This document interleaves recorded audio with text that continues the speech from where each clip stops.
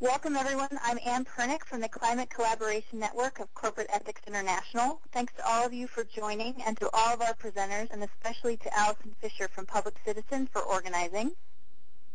The call organizers, presenters, and others are working together in a loose coalition to shape U.S. climate policy.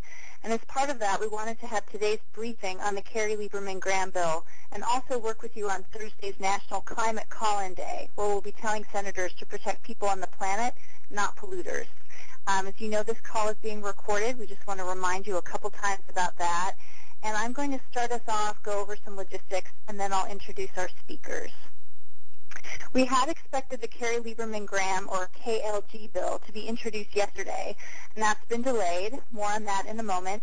So we want to be clear that the analysis that follows is based on what we've learned through the grapevine and from leaks and reporting on what is in the bill. Unfortunately, the groups speaking on this call haven't been invited to many of the discussions with the senators, and the bill is not out yet. So what we offer here is our analysis of what we expect to be in the bill. That said, we know enough to be very concerned about the bill and to work together to let senators know what we need and what we do not need in climate legislation, what we need to avoid in climate legislation. So that's why we're having the Thursday National Climate... Yes. Ann, I'm sorry. This is Rose, and I'm getting a lot of messages that our presenters are being kicked off the line. So I think maybe if we could hold up a minute and just let people know if they're on the line. We'll be starting in a minute, but there's some problem. So let's see if we can work it out. Sorry about that. No, that's good. Maybe what we'll do is I'll just kind of go through this, and then we'll just check back in and kind of make sure everybody's there. Rose, does that make sense? Hey, Bill's That's perfect. Here. Thank you. Get it all out. Yes, and this is Nick. I've now been able to call in here. Okay, great. So it sounds like we've got several folks, and hopefully almost our whole set of presenters. Do we have Allison and Tyson? Yes, Tyson's here. Okay, great. This is Devin Helfrich. I've just joined. Okay, good. It sounds like, I'm just checking, and that was Allison? Yes. Okay, great. Sounds like we can hear everybody who's presenting on the line, which is great. So, and thanks everybody for dealing with any technical mishaps. It's good to have everybody here. So I was just going over a little bit of background and heading into logistics in just a moment. So the last thing that I was saying is we know enough about the bill to be very concerned about it and to work together to let senators know what we need and also what we need, what we know we need to avoid in climate legislation. So that's why we're having the Thursday National Climate Call-In Day, and we're also working on report cards that will cover any legislation in the Senate, including KLG when it is introduced, and Cantwell-Collins, which is also known as the CLEAR Act. Just a few logistics. Please note again that this call is being recorded, and many of you have emailed in questions, and we thank you very much for those. As questions occur to you during the call, please email them to, I'm going to give you the address here, it's cmep@citizen.org. Again, that's cmep@citizen.org, and put climate call as the subject line. Allison will get as many of your questions addressed as possible. We'll also have 10 minutes at the end of the call where we'll open up the floor for folks who weren't able to email questions. And at that point, you'll be able to unmute your phones. All right, it's time to start the presentation. We've selected areas within the bill that are key priorities for the groups represented on the call. They include CO2 reductions, polluter giveaways, offsets, and the role of the Clean Air Act. So with that, I'd like to have Nick Burning from Friends of the Earth start us off with an update on the bill. Thanks, Nick. Thank you, Ann, and hello everyone on the call. Thanks for joining.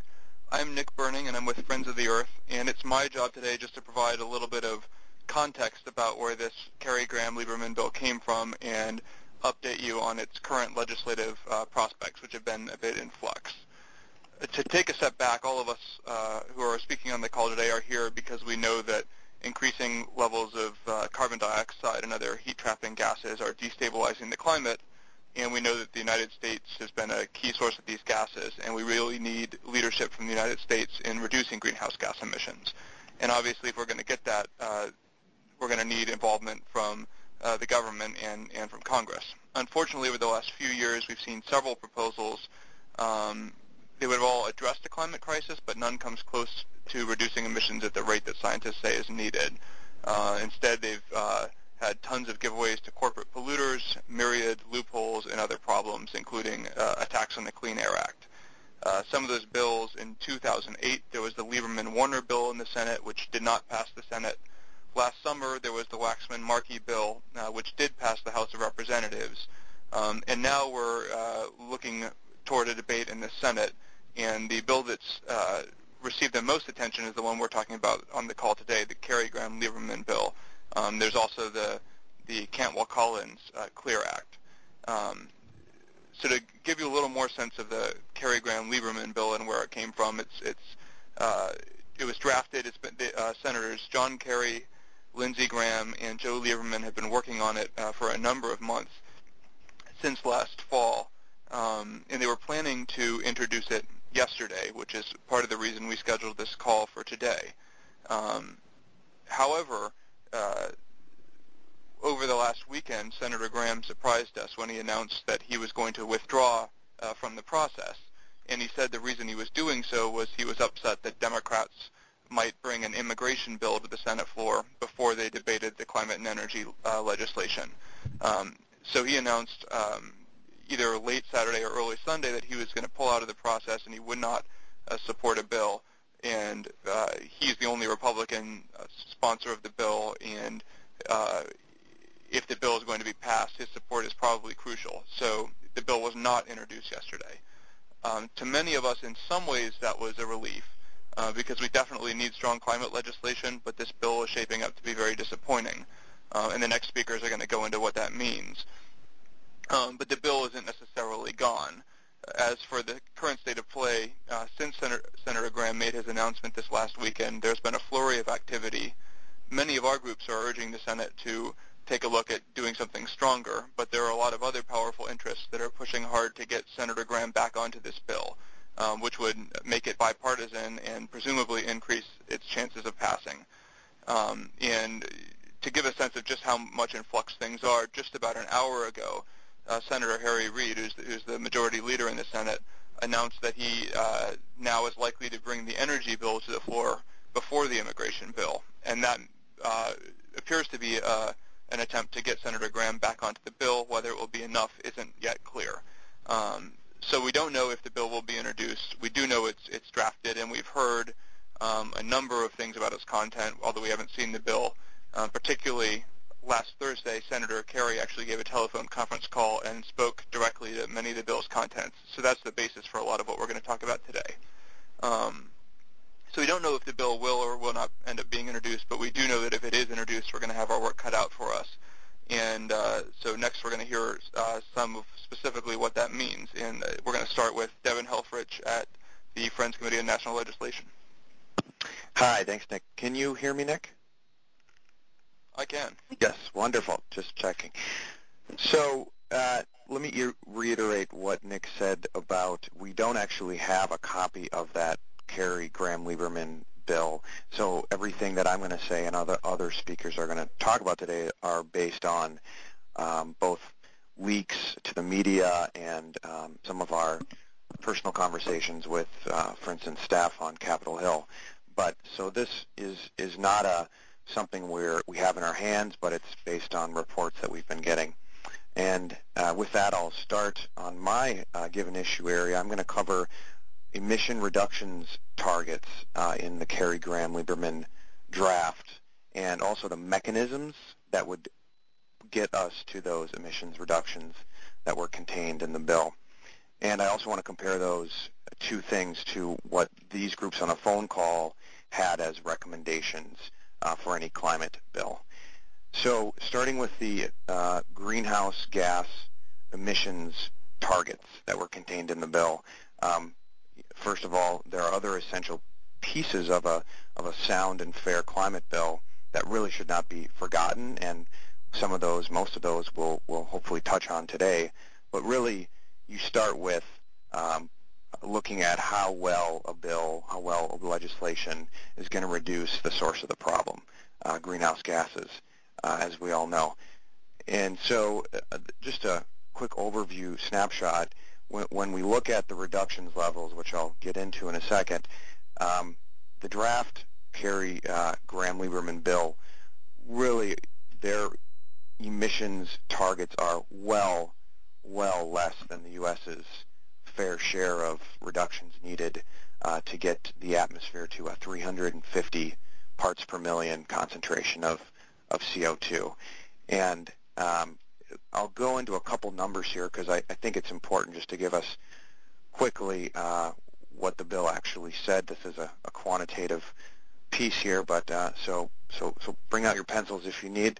But very briefly, when we look at the targets for the year 2020, which is really an important milepost, frequently used in this business, we look at the Kerry Graham-Lieberman bill, and we have a 17% reduction of greenhouse gases economy-wide based on the amount of greenhouse gases the U.S. economy was emitting in 2005. So let me say that again. In the year 2020, we'll have a 17% reduction, theoretically, if this bill passed, based on 17% below 2005 levels.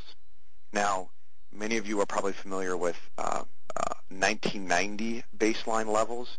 So just briefly, the equivalent to that level baseline is a 4% reduction. So the Kerry Graham-Lieberman bill would give you a 4% reduction below 1990 levels in the year 2020. Now, one other caveat is that many of those reductions could be met using a very problematic thing called carbon offsets, and that's also going to be touched on later in the call.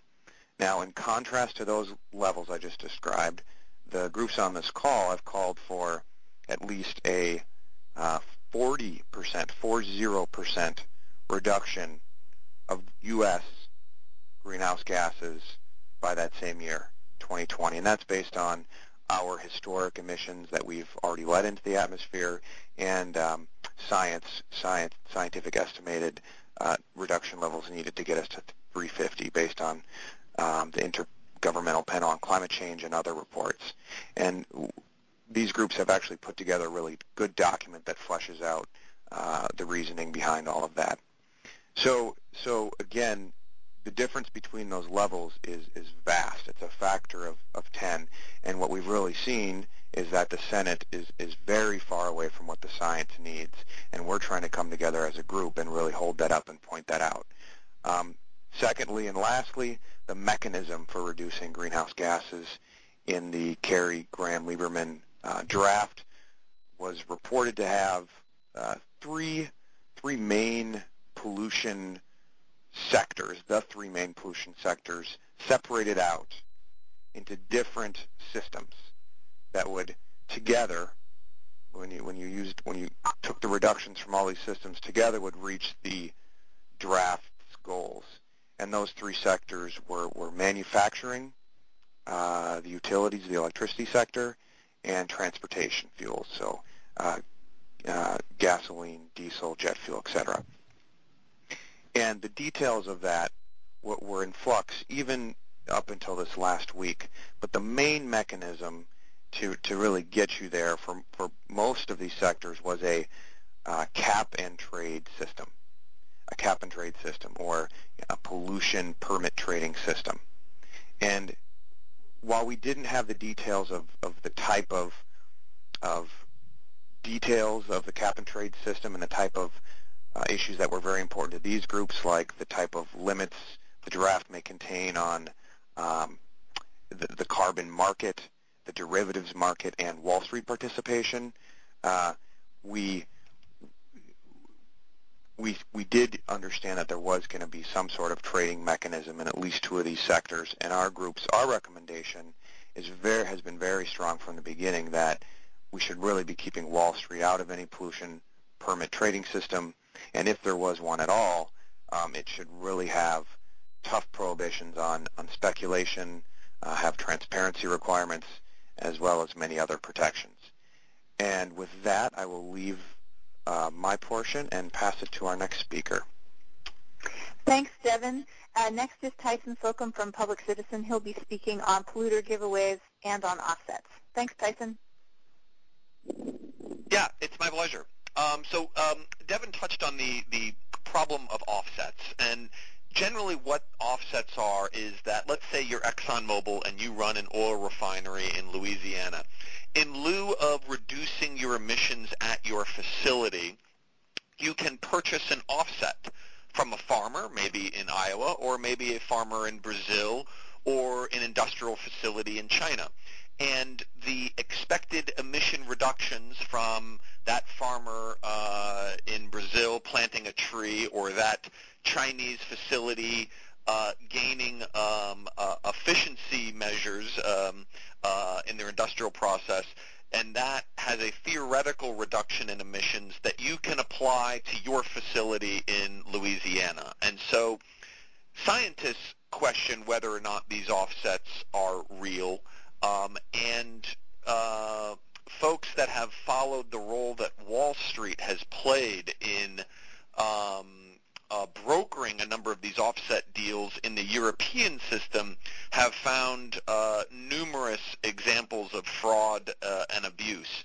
And so we know that in the Waxman-Markey bill that passed the House of Representatives back in June, and that serves as a basis for a number of the elements in the draft framework that's being brokered by Kerry, Lieberman, and Graham, they relied on $1.5 billion offsets, or as much as $1.5 billion offset permits a year just for international application. And so the concern that we would have is that using offsets threatens the integrity of the emissions reductions, because if you are a low-income family living near a Louisiana ExxonMobil refinery, that refinery can continue chugging out harmful emissions and purchase offsets halfway around the globe that cannot always be easily verified. And so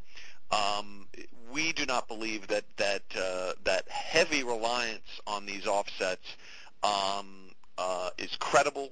We think that it's too exposed to fraud and abuse, and so any legislation that relies heavily on offsets has to be examined very, very thoroughly, just because of the significant problems that we see in the European system. Getting to another issue of corporate giveaways in the bill, you name it and it's in there. That's what happens when you've got folks like Senator Kerry saying publicly that he wanted to put together a business-friendly bill. The negotiations have been going on only behind closed doors, and anytime you move the legislative process out of the open and into the dark, you are going to strengthen the hand of powerful lobbyists and the corporations they represent. And that's exactly what's going on here. When you've got rumors that 3 of the 5 major oil companies support this bill, that most of the electric utility sector supports it, you have to question how effective it is. You wouldn't put criminals in charge of writing a get tough on crime bill, so why on earth are the oil companies and the electric utilities and the coal industry playing a significant role in writing this climate bill? So some of the specifics that we know: the nuclear power industry stands to benefit tremendously, and this is probably the most undeserving industry in the entire American economy. They have received the most subsidies in history than any other form of energy source. They are pioneering some of the riskiest technology. We have no solutions for the waste. The cost for each reactor is at least $10 billion.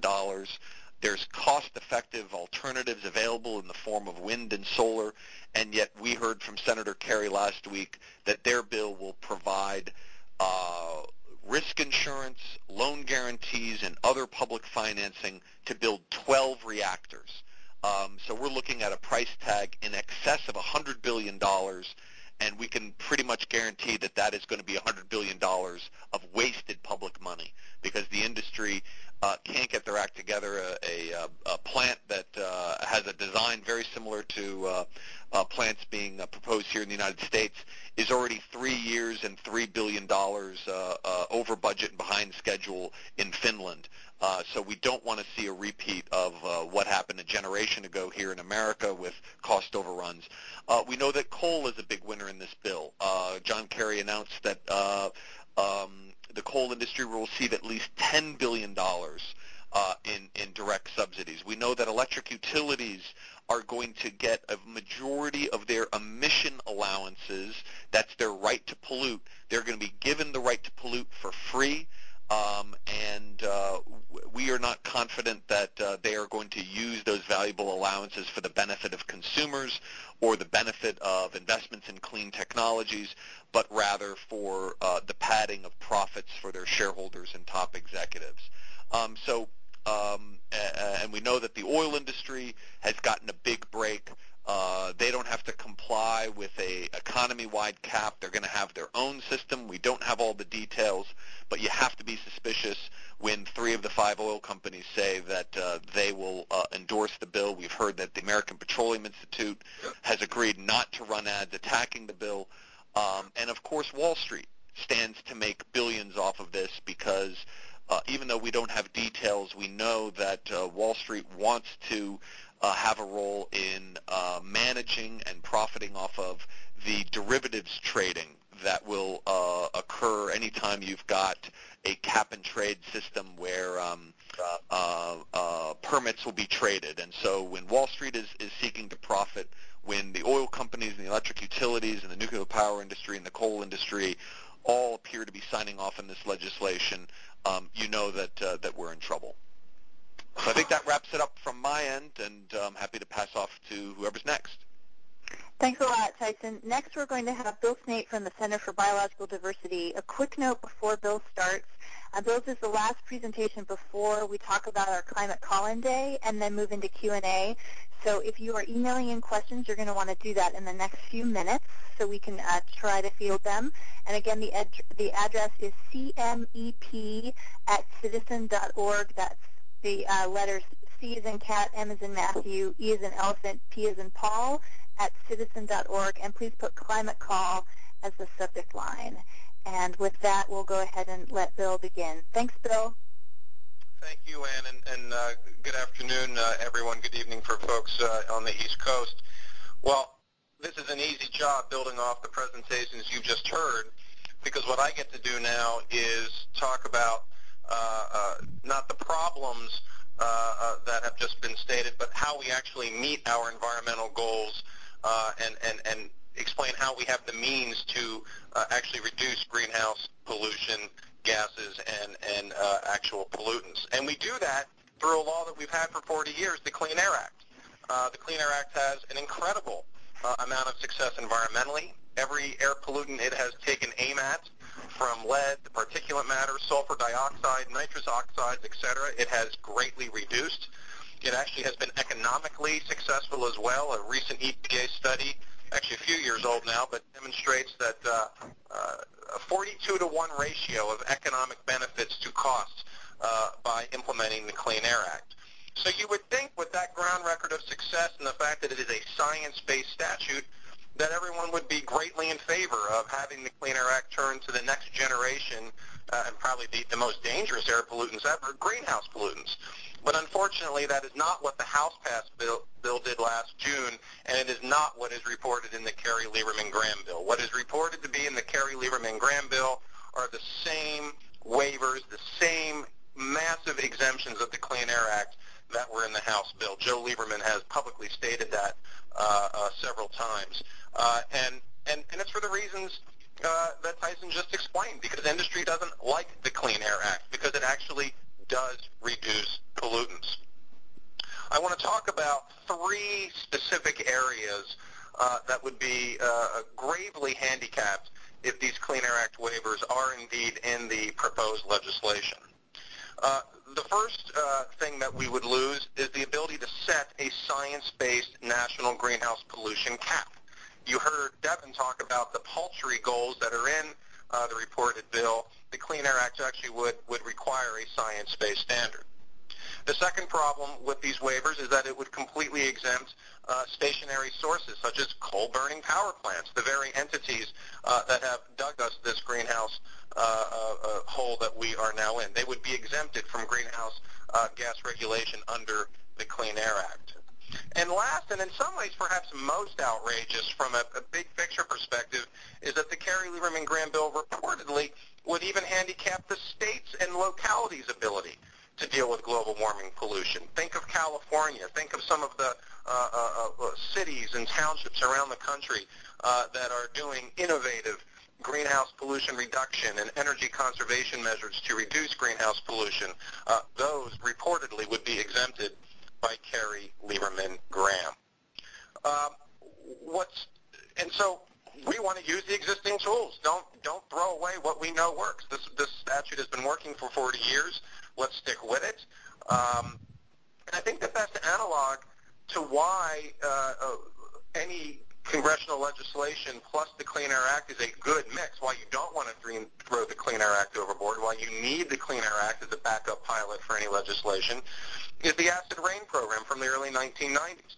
The acid rain program was a program that had the same hullabaloo as the greenhouse pollution problem now. It was a same type of overarching effort to reduce acid rain. And what that program did is it actually built upon the Clean Air Act. It did not get rid of the Clean Air Act. So the idea that we don't need the Clean Air Act because we have this new fandangled law is folly on its face. And the last thing I'll do, it's a little bit shameless, but it is a way for people to get involved, is the Center and our allies, many on this call, have started a people's petition to have an ambient air quality standard for greenhouse pollutions based on science, based on the 350 number, and that is on www.biologicaldiversity.org, the people's petition to reduce greenhouse pollution gases. So thank you, Ann. I think that does it for me. Great. Thanks, Bill. And now we're going to have Nick from Friends of the Earth come back and talk about the National Climate Call-In Day. Yeah, great. Thanks, Ann, and thanks everyone for presenting the details of the bill. I think those details and how far we are from a bill that seriously solves the challenges that we face really indicate the need for action. So our hope is that this call isn't just going to result in information sharing, but also in political pressure on the Senate.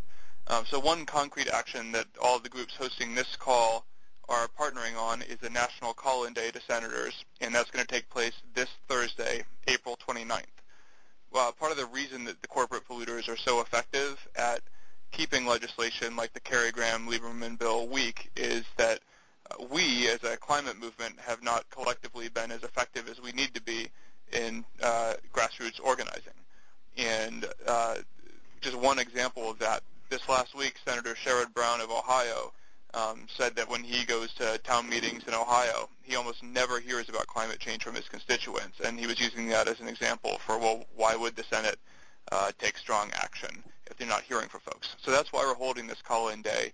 I'll just go into a few details about logistics because we'd love for you all to participate.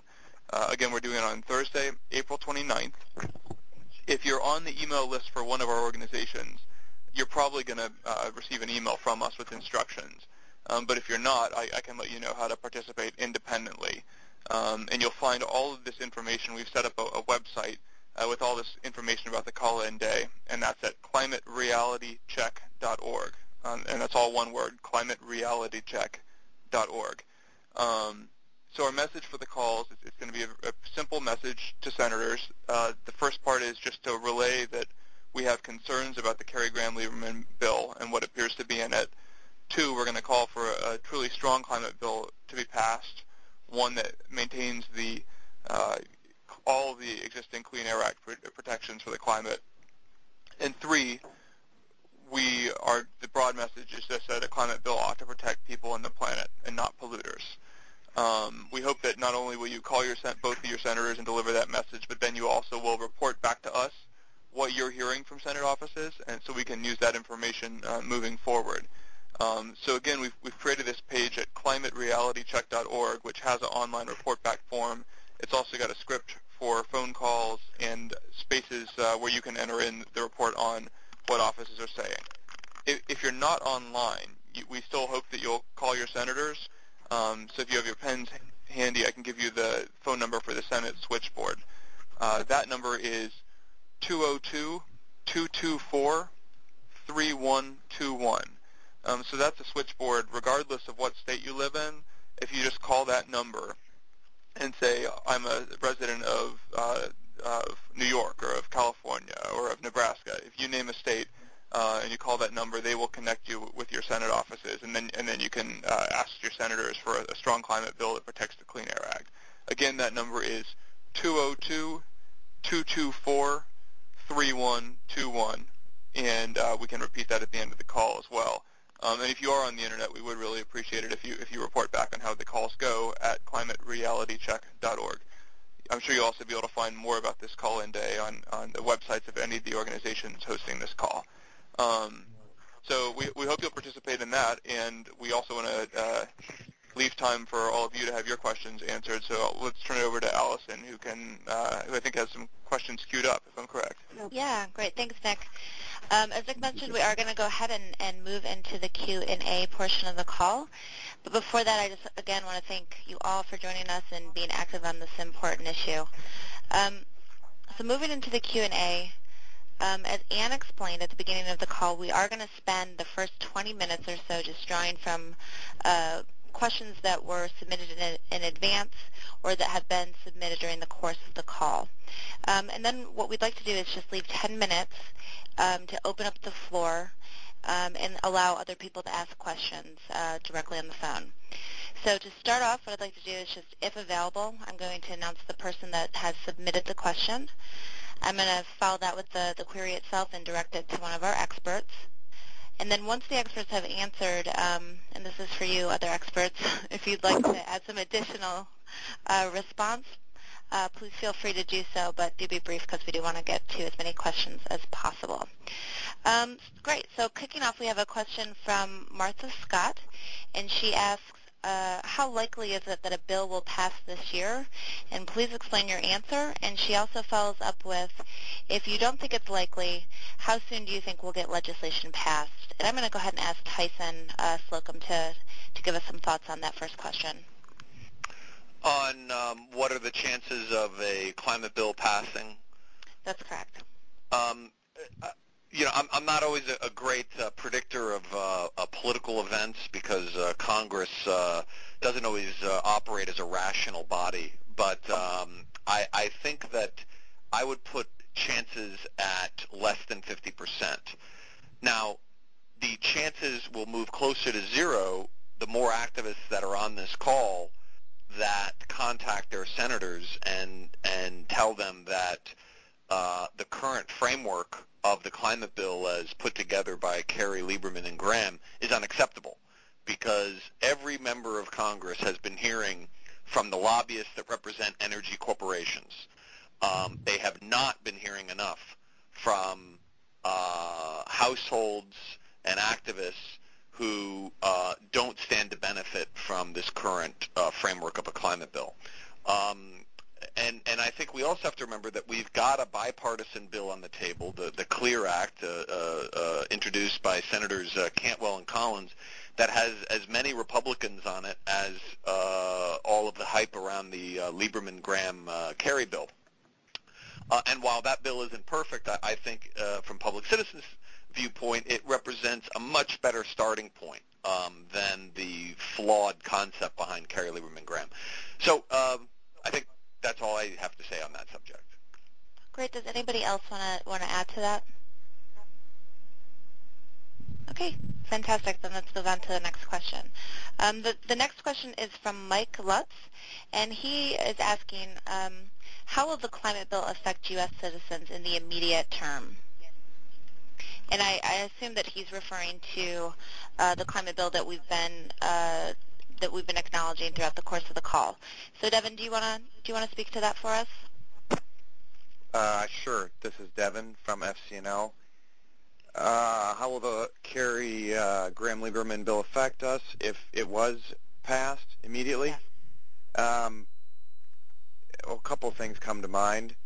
First, as Bill Snape noted, all of the many innovative and effective programs that states and localities are currently already right now using will be preempted. They will be permanently thrown out by this bill. So this bill would supersede all of those programs, whether it's in California or the Northeast Regional Agreement that's going on right now and others. They will all be thrown out the window in favor of this Kerry Graham-Lieberman bill.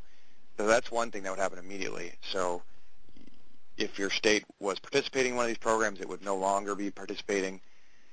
I would say the momentum to do, anything else on climate legislation, big, will obviously be sapped, will be gone, will be not there for many years.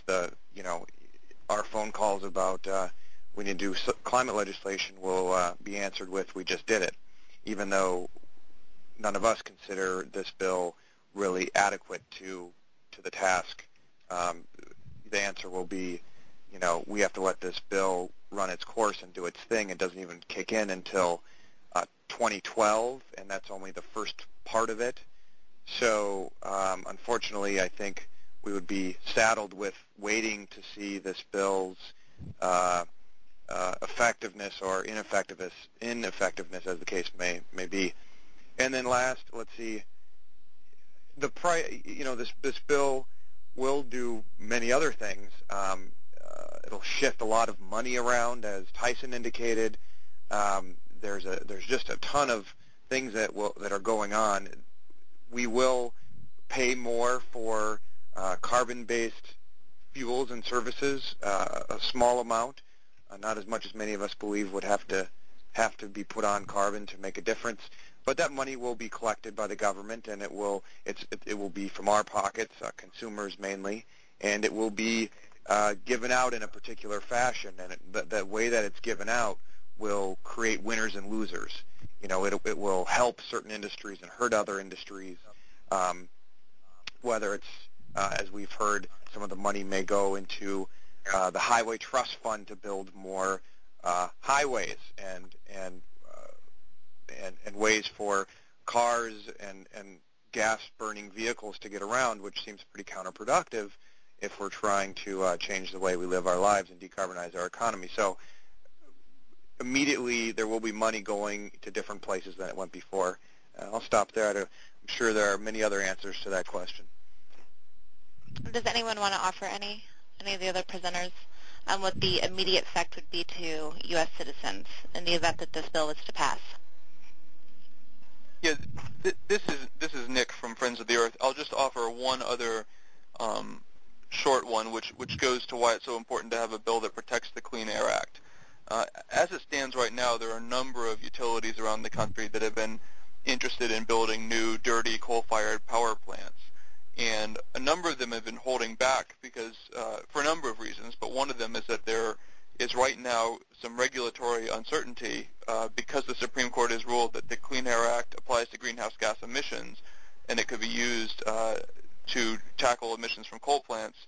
That's really slowed the progress of a number of coal plants. And if you passed a bill that rolled back the Clean Air Act and didn't contain adequate protections against greenhouse gas emissions, you'd actually run the risks of, in the short term, more coal-fired power plants being built, and that would be a real tragedy. Great, thank you. All right, great. Let's move on. The next question is from Julie Scar, and it reads, since representatives of oil-producing and refining states are against this legislation, mainly because their campaign funds are filled by those with special interest, how do we plan to counter or defend the need for clean air and environmental justice? This question speaks to various questions that we received on this very topic of how entrenched special interest is, what can we do about lobbyists, what can we do about campaign contributions from big polluters that are influencing our representatives and the decisions that they're making. So Bill, I'm going to ask you to handle this one, and just how do we as environmental organizations and how do we as activists neutralize the influence of these big corporations? Yeah, thanks for the easy question. No, it's a great question because, the reason that's a great question is not only because it obviously has an assumption that I think goes without saying, but it reveals the fact that even if any legislation is passed, or even if we do fully implement the Clean Air Act, there's going to be pushback from those entities, the oil and gas industry, the coal industry, the nukes, who are going to continue to press their profit-seeking, dirty agenda. The battle never ends. And it seems to me that that's why these direct action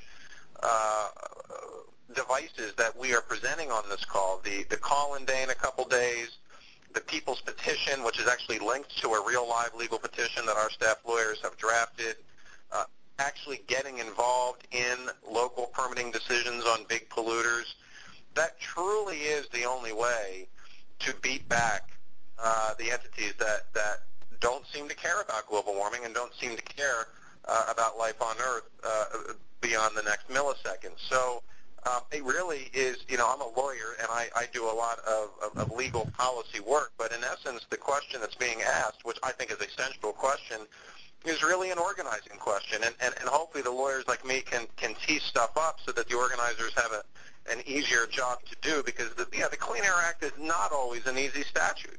I do some law school lecturing. I could bore you all very quickly with the ins and outs of the Clean Air Act, but there are some fundamental principles that I think are important. And I just want to emphasize, too, again, and I apologize if this seems repetitive, but I think it is important to focus on these big picture points. The first is that the Clean Air Act actually requires a science-based ambient air quality standard for greenhouse pollutants. That gets us to the 350 number. That's what the People's Petition is all about. So that's number one.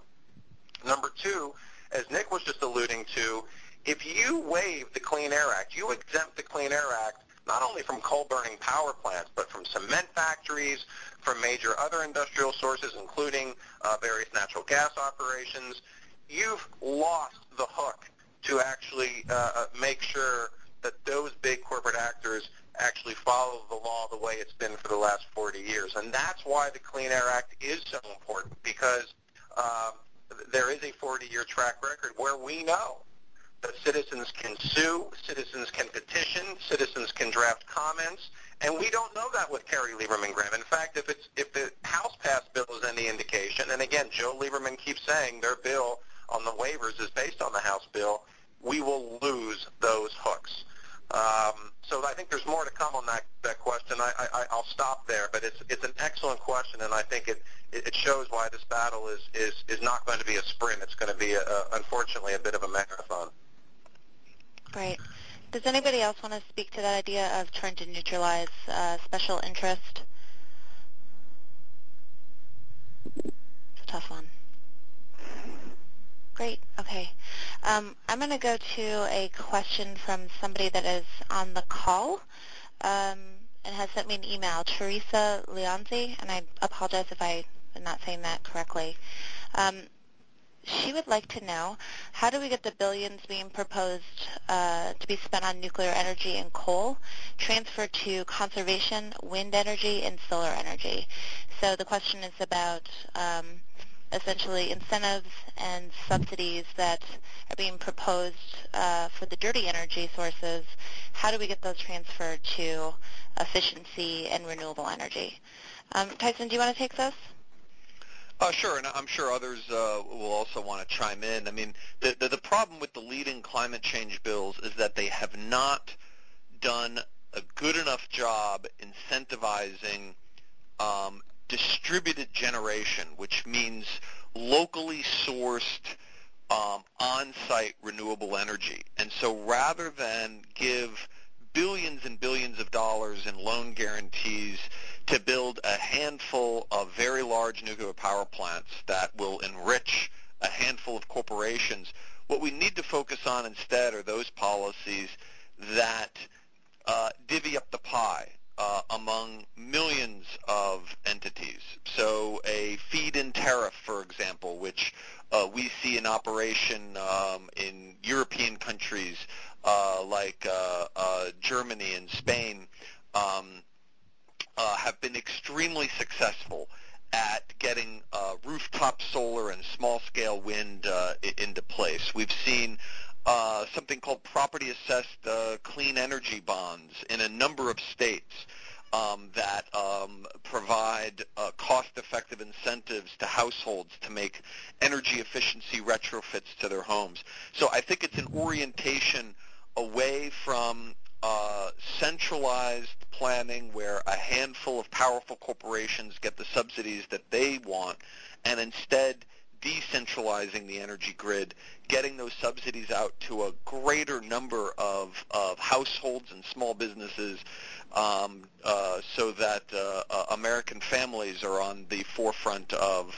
leading the charge for a cleaner, more sustainable 21st century. Great. Any additional responses to that? Okay. The next question, and what appears to be an offer from Sassy Smallman. Sassy has actually submitted a question in advance, and then she's also sent us an email. She lives in Maine, and she is putting out an offer for any of the presenters that are on the call to come be on a panel in Maine to discuss cap and trade. So, Sassy, you can send us some information about that, and I will pass it on to the presenters and see if we can get somebody up to Maine to help you out. I personally would love to be in Maine in the summer, so not knowing as much about cap and trade as the others, maybe I can just tag along.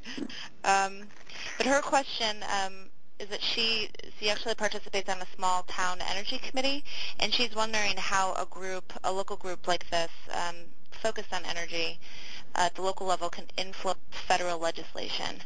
And again, this goes back to many questions of people just very curious about what they can do to influence this process, either as individuals or through a collective group.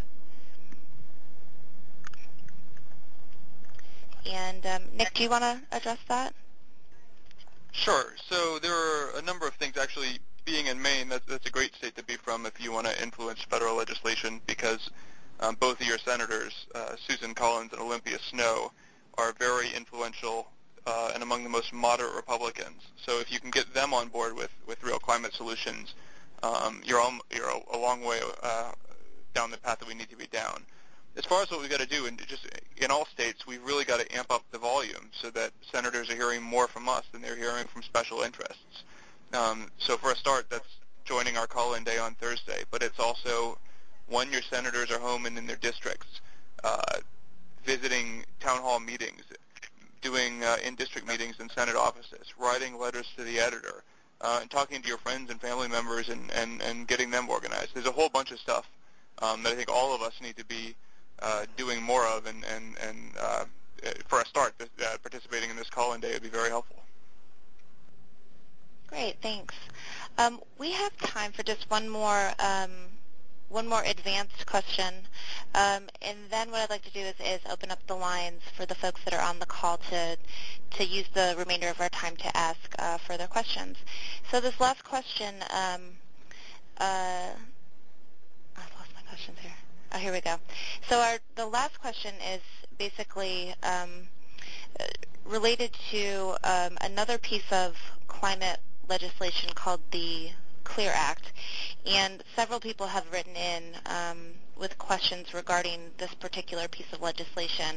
So I'm just going to summarize some of the general queries, and I'm going to ask Devin to field this the best he can.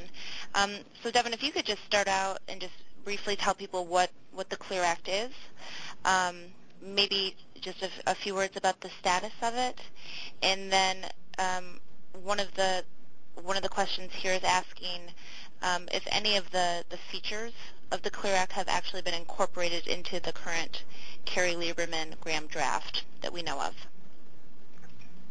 Sure. This is Devin, FCNL. Maybe the status is the quickest thing. It was a bill introduced on a bipartisan basis by two senators, Maria Cantwell of Washington and Senator Collins of Maine back in December. Those two original sponsors are still sitting there waiting while all this Kerry Graham-Lieberman action goes on. The bill has been referred to one committee, and it's sitting there right now. Some main points about what the bill is. It tries to keep Wall Street out of any carbon market. It tries to refund the revenue that the system would take in directly back to citizens, actually making most people, the majority of people in the country, better off than they were before, and based on taking more money from folks with larger carbon footprints and incentivizing everyone to conserve and be more efficient while putting a price on carbon. It also has inadequate carbon reduction levels that really do not also get us to where we need to go. And it also has a few other features that make it both a good foundation to build upon, but also something that needs improvement. And so our groups have kind of a general agreement that it's a good starting point, but also needs to grow and get better if this was the vehicle that moved in the Senate.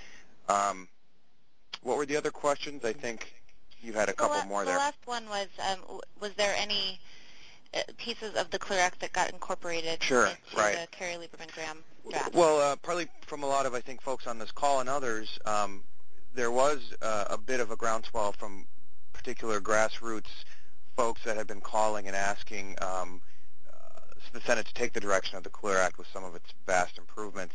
And because of that, there was a bit of a groundswell, and whether it was news articles or senators talking about the positive components of the Clear Act, the positive parts that we talked about, and both Graham and then Kerry and even Lieberman started to say that they were going to incorporate some of the pieces that the Clear Act had in it, especially the consumer rebate or dividend, and also limiting the Wall Street's participation in the markets, which became a really popular point. It's not clear to us what got in there. There's reports of those pieces, at least the Wall Street limiting piece in there. We're more clear that the direct dividend did not get in there, and instead it gets complicated quickly. But the way that consumers would get refunded any money that, again, of course, we pay for this increased price in carbon, would go through your utility company, which would artificially keep your cost of electricity down, which I think all the groups agree is really not the right way to do this. It really messes up the whole system, and it's not the most efficient or best way to get reductions. It really doesn't work well. So the short answer is we don't know how much got incorporated in it. The Clear Act pieces got popular, and the senators, Kerry Lieberman-Graham, tried to co-opt some of the momentum, but definitely some of it was more false than actual incorporation. Great, thanks. All right, so at this time we're going to go ahead and open up the lines, and it's going to take me just a second to do that to transfer us from our presentation mode into the Q&A mode, so give me just a second. Please stand up.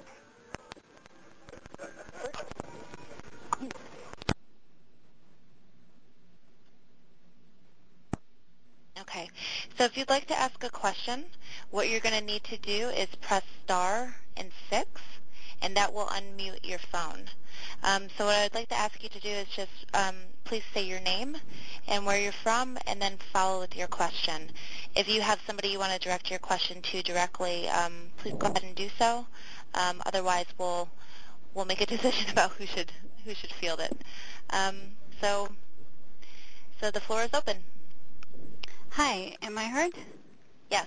Hi, my name is Wendy Al-Muqdad, and I work in San Francisco. I actually work for the California Public Utilities Commission, and I'm an electrical engineer.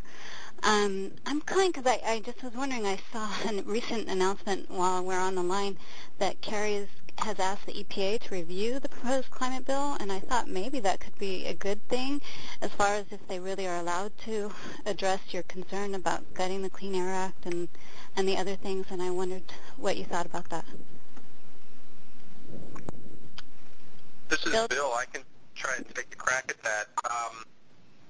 What EPA will be doing is not only a regulatory review, but also having its economists and other economists, frankly, within the administration talk about various perceived costs. And so you're right. On a certain level, having EPA take a look at the legislation is a positive development. However, there are two very strong problems that I see with the current process. Number one is it's 98, 99% sure that those Clean Air Act waivers are in the bill. So you're going to have EPA analyzing a bill that has knocked it off at the knees, and the politics are such that the way those reports work, EPA will not complain about that and won't be able to complain about that. I could be proven wrong on that, but those past reports have been very much more policy wonky than they have been political and sort of straightforward and blunt. Second problem is that as a result of the political pressure from the Jay Rockefellers, from the Lisa Murkowskis, the White House has been leaning on the EPA successfully to actually weaken some of the administrative actions they've been taking over the course of the last 6 months. There is a good group of people at EPA. This is a good EPA. There are some people who absolutely mean well, but on things like timing of the regulation of stationary sources, the actual levels that they are shooting for with regard to mobile sources, EPA has sometimes been tentative and sometimes been almost as bad as they were over the last 8 years. You can definitely see EPA lurching back and forth on these political wins. So you're right. In conclusion, I think that it certainly isn't negative to have EPA involved in the process, but I think there's a larger political gestalt that we talked about earlier in this call that we're going to have to confront. Great, thanks, Hi, Bill. this And is then Jack Braden. Go ahead, Jack. Thanks. Just a quick question. It appears to me that the Obama administration will jettison the EPA Clean Air Act at the first chance it gets in order to carve some kind of a deal out on this bill. Is there any way we can hold Obama's feet to the fire, such as demand destruction, boycott, strikes against the fossil industry at large? Who'd like to take a stab at that? Sure. So the question is, do we hold Obama accountable? Yeah, this is Nick, and I think that's accurate that the Obama administration has indicated it is willing to trade away Clean Air Act protections in order to pass a cap-and-trade bill. We saw that with the Waxman-Markey bill last summer, which the administration supported, even though it rolled back the Clean Air Act. In terms of how to apply pressure, in many ways it's much more difficult to apply pressure to the president than it is on individual senators. But certainly if you wanted to contact the administration and let them know that you want them to stand up for the Clean Air Act, that would be one thing to be worthwhile. But I actually think the best opportunity for applying pressure right now is this bill is moving in the Senate, and we need senators to hear how important the Clean Air Act is. Great, and let's take one more call. This is Alison. Hello? Yes, let's take one more question. Yes, since you are asking us to have a call-in day this Friday, Senator in California, which is where I am, Senators Boxer and Feinstein might be more favorable to climate change than many, but should we ask them, in fact, to support the bill with all the problems that you've been telling us about, or should they not? Should they demand revisions, at least? Great question. This is Bill. I would love to take that question, at least a first crack at it. I think that the message absolutely is that we want the Senate to take positive action, but if the bill that the Senate is going to consider takes away the Clean Air Act, takes away the state of California's ability to do what it is doing, then that is too high a price, and the solution is a fake one. I think you're right. I think that Feinstein and Boxer are very important figures in this debate. They've already been very strong on the state preemption issue. And I was going to note earlier, just in response to the previous question, that there are some senators out there who want to be strong. Senator Whitehouse from Rhode Island, Senator Lautenberg from New Jersey, Senator Cardin from Maryland. There are others, but there are some senators who are not happy with what Kerry has been doing, and that's why this call-in day is so important. But California, as California goes frequently, as does the country, it is a huge issue for those two senators, and they have been strong, but they could be even stronger. They still need to hear from you. Good. Great. And we're actually gonna stop there. I think it's a good stopping point. And I just want to encourage everyone that's on the call that wasn't able to get their questions answered. You can continue to send those in via email to cmep@citizen.org, and we will try our best I tried to have an email question, and I got mail. It failed. What am I doing wrong? Citizen, one single citizen.org. .org. Mm-hmm. Yeah, all right. The first part of the address is cmep@citizen.org. All right. Well, I'll try and send it to you. Give it another shot. Great. Thank you. We'll try to get those questions directed to the right appropriate folks. Great. So I just, in closing, want to iterate again our appreciation for everyone taking the time to participate in the call this evening. I think the level of questions really speak to this group's commitment and understanding of climate change and our need to address it at this time. Just a quick reminder, please call your senators on Thursday, and I think I heard some confusion about the day. It's actually on Thursday is the call-in day. And do encourage your friends and families to make the call as well. We are going to follow up from this call with more details about the National Call-In Day, so please look for that in your box. In the meanwhile, don't be afraid to go to climaterealitycheck.org to find out more details and talking points and other resources that you can use to help us make the National Call-In Day a huge success. So have a great evening, and thanks again for participating in our call.